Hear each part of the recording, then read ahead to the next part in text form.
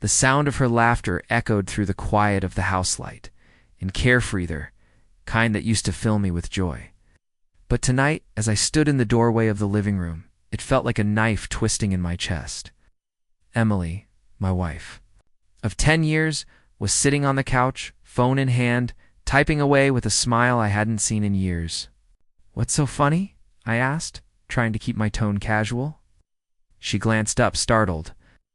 "Oh, just a funny meme Sarah sent me," she replied quickly, turning the screen away as if on reflex.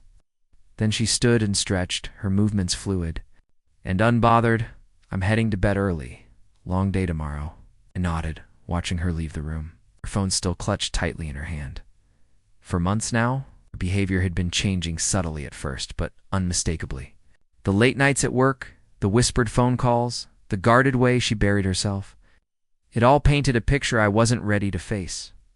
But tonight, something inside me cracked. I waited until I heard the soft creak of our bedroom door closing. Before I sat down on the couch where she'd been, her tablet was lying on the coffee table, forgotten in her rush to retreat. I hesitated, my hands hovering over the device. We'd always trusted each other implicitly, but this wasn't the woman I'd married. The Emily I knew wouldn't hide her phone, wouldn't laugh at private messages she couldn't share with me. The decision felt like crossing a line, but my gut told me I needed answers. I unlocked the tablet, she never changed the password, and opened her messaging app. My heart sank as I scrolled through the conversations. Most were harmless, filled with mundane chatter about work and friends. But one name stood out, Ryan. The messages weren't explicit, but they didn't need to be. Tone was clear. They were flirtatious, filled with inside jokes and references to last night and "can't wait to see you again." Each word was a dagger to my chest. I sat there in stunned silence, the weight of betrayal pressing down on me. This wasn't just a coworker or a friend. This was something deeper, something intimate. The next few days were a blur. I couldn't look at Emily without replaying those messages in my mind. Every time her phone buzzed, every time she left the room to take a call, it felt like another brick being laid on the wall growing between us. I didn't confront her. Not yet. I wasn't sure what I wanted answers. Closure, revenge. Knew was that the woman I built my life with had betrayed me. It was a week later when she told me she had to go out of town for a work conference. She kissed me goodbye at the door, suitcase in hand, and promised a call when she arrived. Nodded, forcing a smile, but inside my mind was racing. This was it, the opportunity to find out the truth. After she left, I did something I never thought I'd do. I hired a private investigator. It felt extreme, invasive even, but I couldn't live in the shadow of doubt any longer. She was lying to me. I needed proof. The investigator worked quickly. Within days, he handed me a folder filled with photos and documents. Emily hadn't gone to a conference, she'd gone to a hotel an hour away, where she'd spent the weekend with Ryan.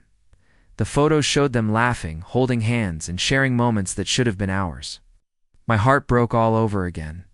As I flipped through the evidence, each image, a cruel confirmation of what I already knew. I sat in my car that night, parked on the side of an empty street, staring at the folder in my lap. Anger, sadness, betrayal, they all swirled inside me, fighting for dominance. But beneath it all, a new feeling began to take shape. Clarity. Millie had made her choice, and now it was time for me to make mine. Over the next few days, I began. To prepare, I opened a new bank account and transferred half of our savings into it. I found a small apartment on the other side of town and signed a lease. Started packing my things, slowly at first so she wouldn't notice. I wanted to leave. But I didn't want to leave empty-handed. Emily returned from her conference the following Sunday. She was looking radiant and relaxed. "How was your weekend?" she asked casually as she unpacked her suitcase. "Quiet," I replied, forcing a smile. "I just worked around the house." She nodded, clearly uninterested in my answer, and disappeared into the bedroom. I watched her go, the weight of my decision settling on my shoulders. This wasn't the life I wanted anymore. This wasn't the marriage I deserved. That night, as she slept beside me, I wrote a note. It was short, just a few sentences, but it said everything I needed to say. I placed it on the kitchen counter along with my wedding ring and quietly walked out the door. I didn't look back. The morning sunlight streaming through the window of my new apartment felt foreign, but refreshing. It was the first morning in years that I felt free of the doubts, the lies, and the constant ache of betrayal. As I sipped my coffee, I thought about the life I was leaving behind and the one I was about to start. It wasn't going to be easy, but it was necessary. Emily tried to contact me in the days that followed.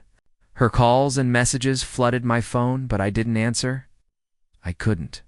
What was there left to say?